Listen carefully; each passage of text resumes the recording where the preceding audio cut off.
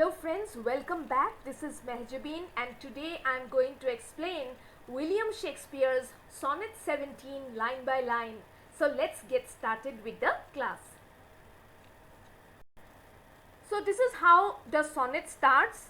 This sonnet is addressed to the fair young friend, and like the previous sonnets, even in this one the poet is talking to his fair young friend and he is expressing his fears that his poetry, although he has been devoting his poetry to his fair young friend, he feels that it might not work that much in the future because people may not believe in his poetry. They would think that whatever he is expressing in his sonnets, they are not quite true. Who will believe my verse in time to come? This is what the poet is saying, that who will believe my poetry in the future if it were filled with your most high deserts? Even if I had devoted all the lines to your good qualities, to your merits, there is little chance that people would take my verse seriously, though yet heaven knows it is but as a tomb. So even heaven knows that my poetry is just like a burial place. It is just like a tomb which hides your life. It does not reveal your life. It does not reveal your qualities.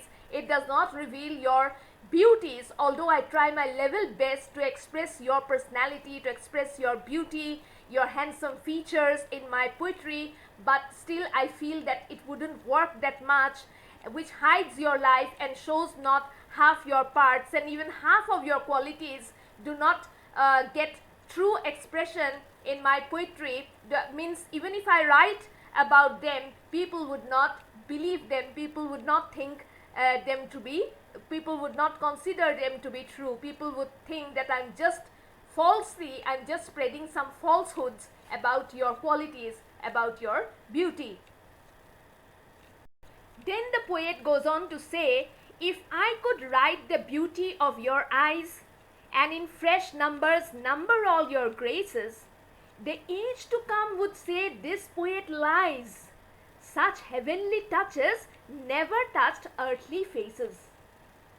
So this is what the poet is saying, that if he were to write about the beauty of his fair young friend and in fresh numbers, that means in fresh sonnets, in fresh verses, if he were to make a list, number means to make a list of all his qualities, of all the good qualities of his friend, the age to come, that means the future generation, would say this poet lies. They would make fun of me, they would rebuke me, they would scorn my poetry, my creativity, and they would say that this poet is spreading falsehoods, he is telling lies.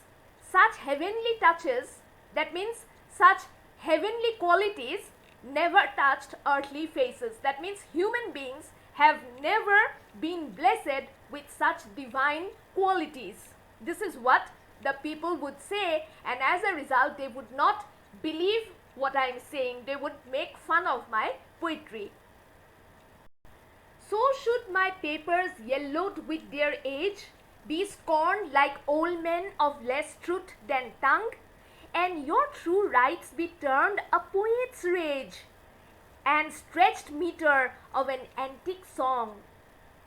Now the poet says that in this way my papers, that means the sheets of papers that I would have used to create poetry, it would be yellow. Those papers would become yellow due to age. With the passing of long years, the pages would turn yellow, and they would be scorned, they would be criticized, they would be despised, they would be rebuked. People would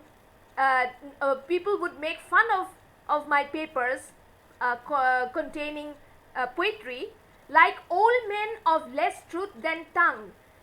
People would not take my poetry seriously, just as old men who speak too much in their old age, often boasting and bragging about their past experiences, just as old people are not taken very seriously, in the same way my poetry, which would be dedicated to you, would not be taken seriously, would be made fun of in the future, by the future generations, and your true rights be termed a poet's rage, and your true qualities, whatever true qualities I express about you in my poetry, people would identify them as the rage of a poet. That means as a poet's burst of enthusiasm, nothing serious, and stretched meter of an antique song, and they would think that it is some laboriously composed poetry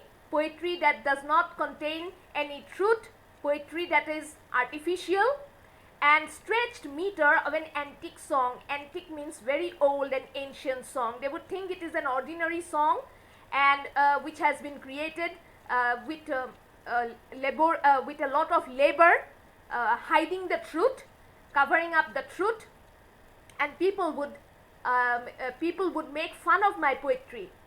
And but in the last two lines, the poet comes up with a solution.